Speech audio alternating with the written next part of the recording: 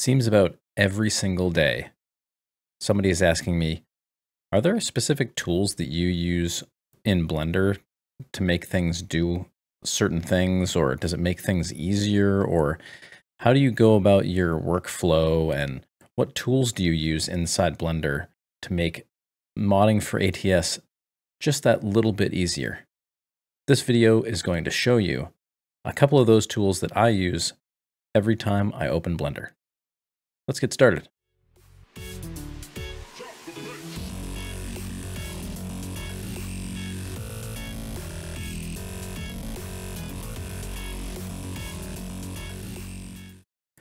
The next question I get asked is, what version of Blender are you on? Well, right now, SCS really only supports 3.6. Specifically, I use 3.6.9, which is the LTS version, which means long-term service. So this one will be in use by companies for quite a bit of time because of the LTS designation.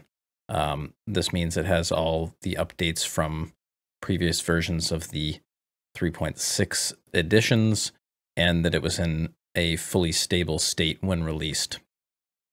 So this one you want to use in the case of SCS right now. This could change tomorrow. It could be 4.0 tomorrow. I don't know that particular information, but this is what SCS works with right now.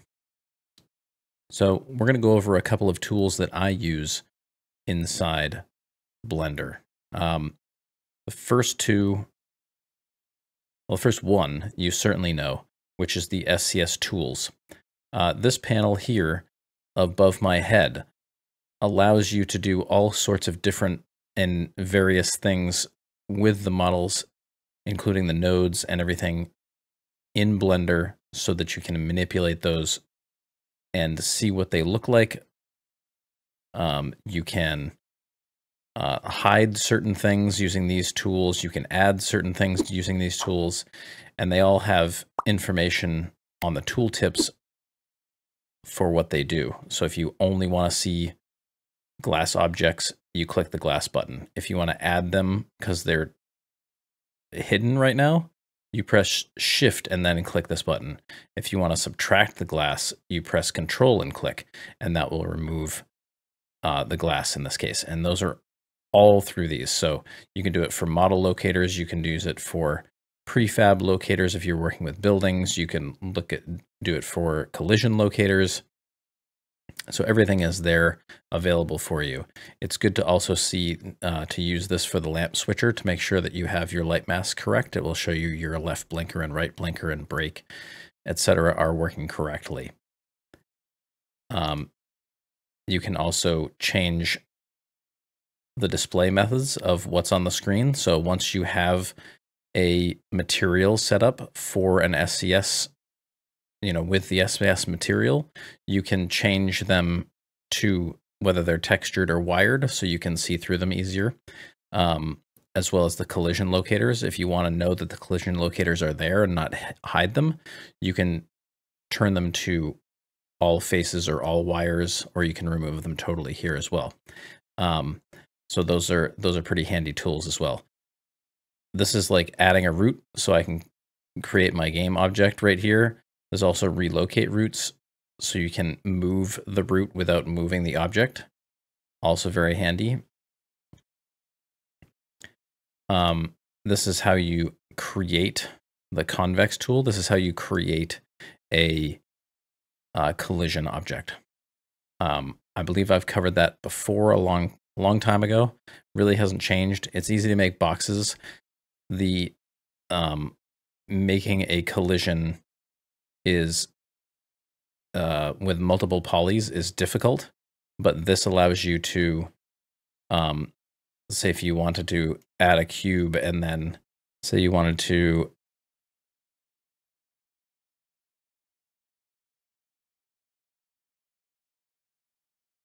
do this and then that, and that was that's not really a cube, so it doesn't really work in the same way that the cube would be. So what you can do is you can take this and you can convert this to a locator, and then it will change the functionality to a locator instead of just being a cube. So that's another handy thing that you can do. And that's going to do it basically for the SCS tools in the panel over here. Things that I use anyway. Now we'll move on to the UV editing portion, which is always challenging. So a few things that I like to use here. I have UV Packmaster and Text Tools. Text Tools you probably know. I've talked about it many times before. This is what I use for baking to create that ambient occlusion, so AO. It also will do normals. It will do roughness, shadowing. There's a lot of different parts of this tool. I only use the AO part in this case. Depends on how many samples you want. I usually use 48, 4 times anti-aliasing, and I usually use linear. I haven't found that linear and sRGB makes too much of a difference, but that's what I do there. I usually use 1024 for small parts that you're not going to see very much, and 2048 for larger. I don't really go too far into the 4096. It just creates extremely large resource-heavy files for the game, and I try to make my mods as light as they possibly can be. Now, UV Packmaster is a pay tool, and it is really, really slick because if you say create the monkey, now you can see that the UV is all separated already. The Packmaster will actually use your CPU to calculate how far it can go by mashing it into this entire thing the best possible way. So if I do that, it will do this. You can make it normalize so it stays similar size to the rest of the like the head, so the eyes don't become super huge compared to the rest of it. You can flip it so this doesn't necessarily have to be facing the same way all the time. You can like invert it almost. There's so many different things that you can do in here and change this, like change the margins, all kinds of stuff. So this takes those things where you're really struggling to, sometimes you find a UV and there's just like one line down here that's like super tall and the rest of the stuff is crammed into the bottom. This will actually open that up and make other pieces fit better throughout the entire area of the UV, so that it can be baked a little bit more accurately and definitely have more definition because those pieces aren't just jammed in the bottom. So definitely something to look at. Text Tools does have a UV layout thing, but it's fairly primitive comparatively. Again, Text Tools is also not paid, so Packmaster is definitely the thing to use. This will also do different types of packing. So if you're doing like SnowRunner, or you're doing Farm Sim where you can pack multiple UVs into like a grid, this will do that as well. So it's helpful for all different types of stuff, not just ATS. So if you are interested in those things, it will be pretty slick for you to use. It's pretty nice.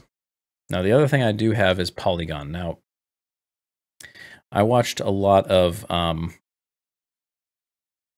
the Blender Guru when I first started doing this.